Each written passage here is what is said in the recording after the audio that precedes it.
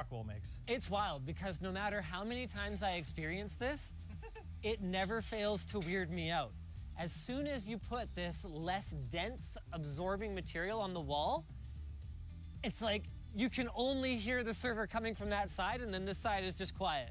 And it is, the rack itself is way quieter. Like the sound level in here is like, feels like half of what it was before. Anyway, let's fire it up so that all the exact same servers are running as when we tested before, and let's get our after measurement.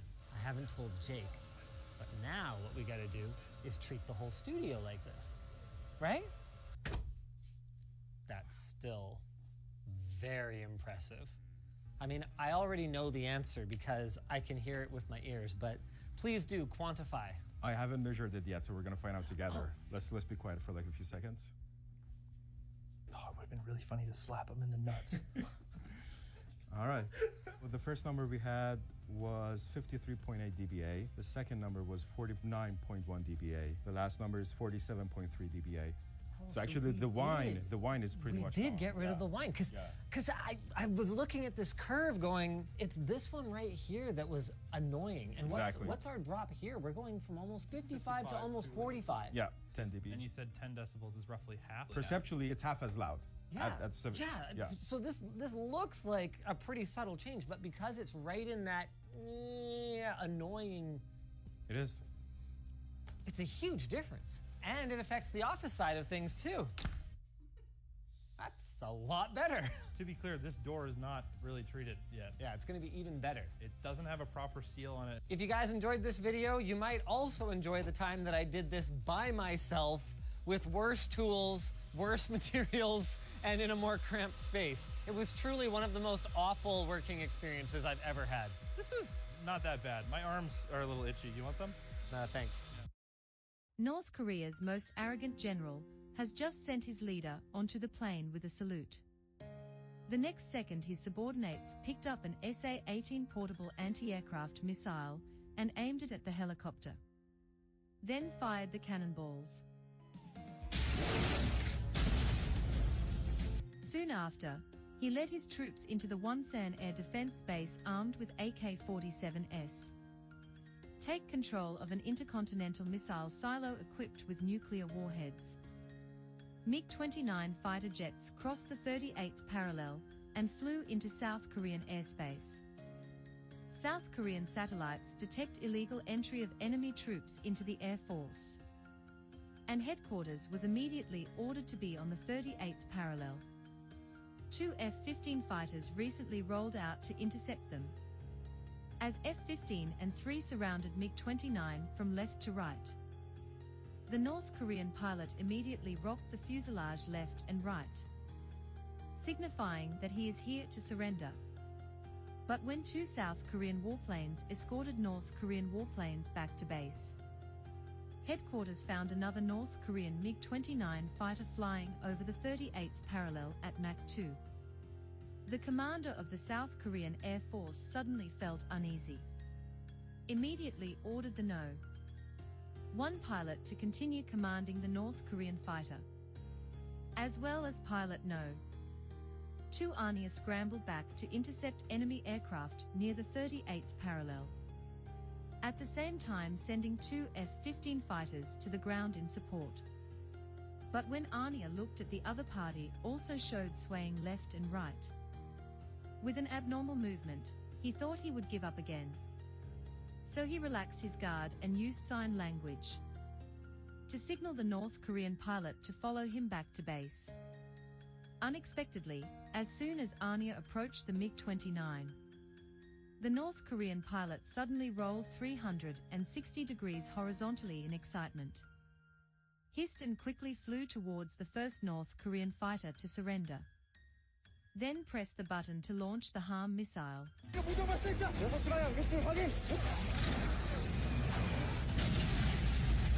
MiG-29 aircraft, vertically rising at full power. Seeing this, Anya immediately pressed the joystick to the end. Try your hardest to chase the enemy planes. Seeing that the F-15 has already flown down, the MiG-29 immediately dived down and fired a single 30mm cannon shell. Successfully hit the F-15 fighter, The first one on the right temporarily put away manpower and material resources after the chase, and Nestle flew to Seoul. At that time, the F-15 fighter planes that came to support quickly locked onto the enemy planes.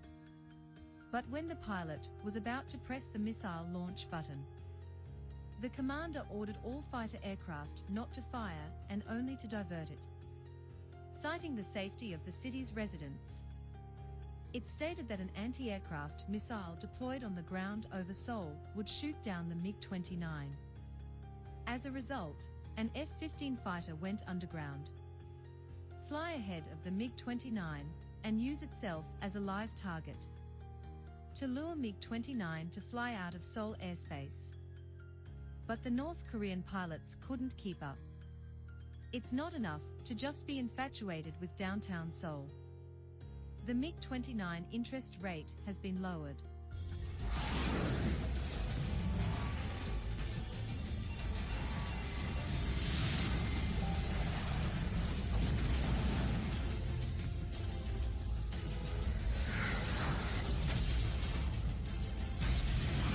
The building flies away.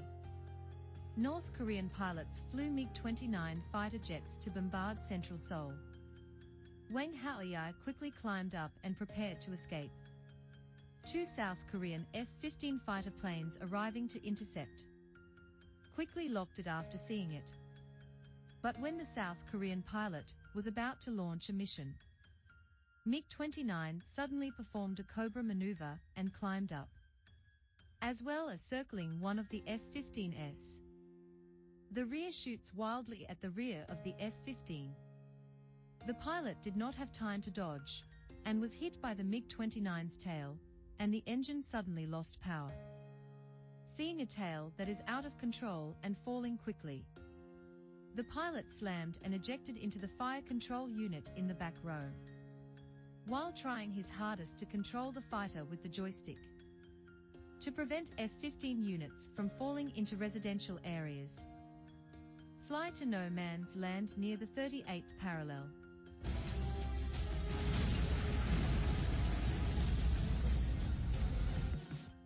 See, teammates have no possibility of survival. Another F-15 pilot was furious and asked the commander to fire. But to avoid war, the chief still refused to agree to it. Just watched a MiG-29 fly across the 38th parallel and escape back to North Korea. Firebender Yuan Daxon, who was thrown, was forced to land in North Korea due to the wind, and was caught by the North Korean army. Soon, news that the North Korean general had instigated a coup d'etat spread around the world. The US military quickly dispatched B-2 stealth bombers to support South Korea. However, when the United States confirmed it would bomb the Wonsan base in North Korea, the South Korean commander finally tensed up in front of the US commander, Asa Brown. One of our Tiger air support is still in enemy hands. We have to save him before the bombing. So South Korea immediately sent the Air Force Special Forces to fly to North Korea's Wonsan Air Force Base with a CH-47 transport helicopter and a multi-purpose helicopter loaded with ammunition to rescue Daxon held by the enemy. Simultaneously, T-50 bombers and F-15 fighter jets, piloted by Indonesian Air Force pilot Arnia and his colleagues, they took off quickly. Their job is to blow up North Korea's Wonsan Air Force Base and silos. Its mission is to prevent nuclear warheads from being carried by special forces. Missiles attack Chong-wa Day. To ensure that the mission is very easy, the South Korean command even sent an E-737 Peace-I early warning aircraft to the Air Command. However, once the two fighters crossed the 38th parallel, monitoring radar on the North Korean base sounded the alarm. So the North Korean side prepared the M1990 anti-aircraft machine gun, aimed at the target's crazy situation, and controlled the T-50 bomber to dodge flexibly. Dodge all the bullets perfectly. Quickly lock Wonsan water base. Pressing the button, I saw dozens of bombs falling, there was a violent explosion. Mayania targets a hidden hangar at Yuanshan base. An air-to-ground rocket was dropped.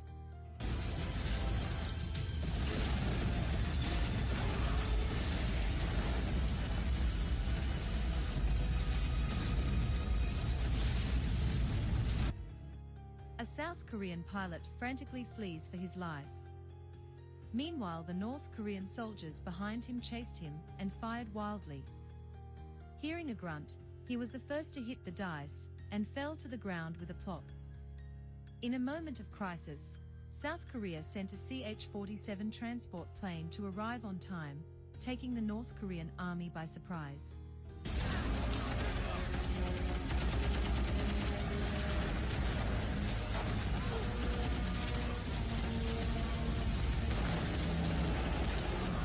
After strafing, the special forces lowered the cable and quickly descended to the ground.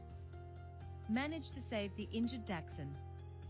At this time, the North Korean MiG-29 fighter that was bombed by the opponent yesterday took off again.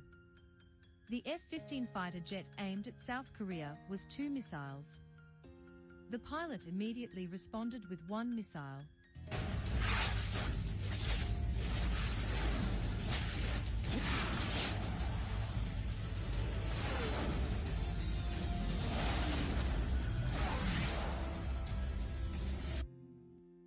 Immediately, the 2 fighter planes began to chase at a height of 1,000 meters.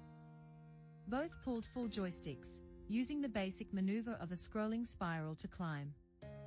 As the climb of the 2 fighter planes reached its limit, the MiG-29's engine sounded the overpower alarm, and the F-15 took the opportunity to engage the altitude brake, and made a 180-degree turn.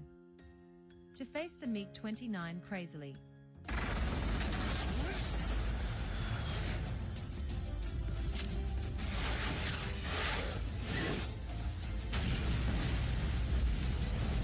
in this way, the MiG-29 immediately fell to pieces.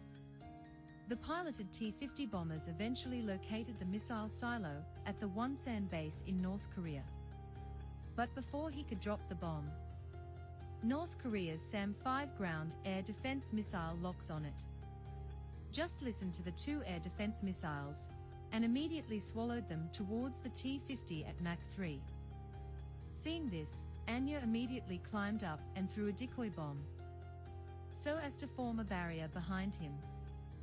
One of the missiles was intercepted, but the other missiles were as persistent as targets, pressing down on Susanling every step of the way. At this time, the North Korean general had already started the procedure for launching a nuclear missile. Seeing the cover of Yuanshan base and missile launch silos slowly opening, Anya had already ignored the missiles behind her and dived directly towards the launch silo. The anti-aircraft guns had been deployed, firing a barrage of fire at Anya. Caused heavy damage to the T-50's right flank. In a panic, Anya immediately locked the silo and pressed the launch button.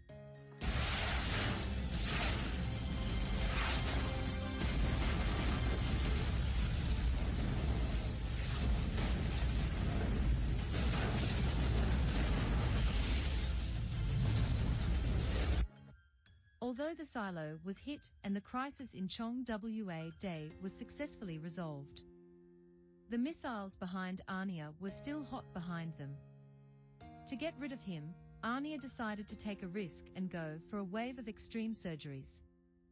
I saw that he was pushing the accelerator to the bottom of the fuel, heading straight for the sky. When the flying altitude reaches 20,000 meters, Anya suddenly turned off the engine. The entire fighter aircraft lost power instantly. Then back off 45 degrees to stop in mid-air. But the missile did not have time to react. The T-50 passed and exploded in mid-air. Wang Xiaorania restarted the engine and was able to bring the T-50 back to base.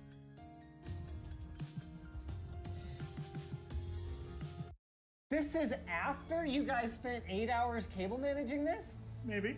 Our circuit room here at the lab looks like an absolute cluster. fine. But beneath its ugly facade, a shockingly well-oiled machine is taking form, quietly humming. Did I say quietly? Because this space next to it for our social media team is completely unusable, even with the door closed. I mean, we've solved some of the problems since the last progress update. For example, we sealed this gap in the wall that was bothering our Mac people. Our BFCS, or box fan cooling system, has been replaced by 15,000 watts of cooling capacity. And if you just tilt the camera down a little bit, the cable management has actually improved. Yeah. But it's freaking loud. And we don't even have the really loud equipment in there yet. Now, you guys criticized me pretty hard when I DIY sound deadened the studio server room, and, well, I get it. It wasn't pretty, but it worked shockingly well, and it isn't a fire hazard. Reddit. Though that doesn't mean that we're just gonna do the same thing again. Our DIY philosophy isn't changing, but we're gonna do it way better this time, and we'll be doing the entire room for less than $2,000, which sounds like a lot of money because it is, but compared to the cost of a professional solution, it's a steal. In the original server room, we used recycled denim insulation as our sound absorbing material. And that stuff worked great, but it's on the more expensive side, it's tricky to source locally, and it is a pain in the scrotum to work with. So this time, we're gonna be using a few different materials. First up is a layer of 3/8" OSB, or oriented strand board. This is a really inexpensive wood sheet product that we already put on the walls to make mounting our insulation easier. If we hadn't done this, what we could have done is try to hit studs or use drywall anchors, but that would have made the process take forever. Unless we just didn't worry about any of that and just hoped our nails would stick into the drywall. Next up, we're adding a layer of what's called Sonopan. This stuff is super cool, and I wish I'd known about it when we did my theater room. It's a recycled wood sound insulation material that's unfortunately only really easily available in Canada. It's kind of like if MDF and fiberglass insulation had a baby, but in spite of the fact that it's practically made of sawdust, it's still strong enough that you can screw it onto the wall with drywall screws. If the goal is to eliminate reflections within the room, this might not be the best product for you. It's a very dense material. But if the goal is to prevent sound from escaping the room, this be your guy. And this ain't hurting things. Because our goal, though, is to both stop sound from escaping the room and also to eliminate reflections, which helps keep sound from escaping the room. Once the Sonopan is on, we're gonna basically do what I did last time, but way better. First up, instead of UltraTouch denim batting, we've gone with Rockwool Safe and Sound, which is a sound-specific insulation material that's meant for the interior walls of houses. Yeah, Linus, the interior of walls. Why didn't you put it in the interior? Of course I thought of that! It's already in the inside! It's still loud! We're adding more! Where do we start? A baseline. Loudness, sound pressure level is measured in dB, but there are different kinds of dB. You have dBA, you have dBc. The A and the C are filters, and they exclude some part of the spectrum from the calculation. So we want dBc because we care about this broad frequency range. We're gonna get both of them. First, we wanna see how much noise we have in different parts of the spectrum. For a few seconds, we have to be quiet. Impossible. This is the spectrum of the noise. We have quite a bit of noise at 120 hertz, which is the sound of the transformer upstairs. But the rest of the noise is actually pretty uniform throughout the spectrum. Maybe it's a bit less in the treble range, but you have a lot of noise in the bass, a lot of noise in the mid-range. And this is what we would describe as like a white noise. Yes, so it's a broadband noise, which if you have all of the noise at the same level at all frequencies, you get white noise. But even white noise is annoying if it's loud enough. Yes. And what we're looking at is, what, about anywhere from 55 to 60 decibels? Yeah, so the overall numbers that I'm getting is 65.2 dBc and 53.8 dBA. But again, we care about dBc more because we have quite a bit of noise in the bass range as well. Okay. Now that would make for a pretty unpleasant working environment. Yes. Then. For comparison, here's Jake's desk. So green is here, red was downstairs. A bit more noise in the bass range here. This is gonna be less audible, it's gonna be more rumble. Okay, because that's our HVAC, right? Yeah, dBc here is actually louder. It is 67.5, downstairs was 65.2, but dBA is a lot quieter here. It's 43.3 dBA here. The low range noise is more like rumble, so it's less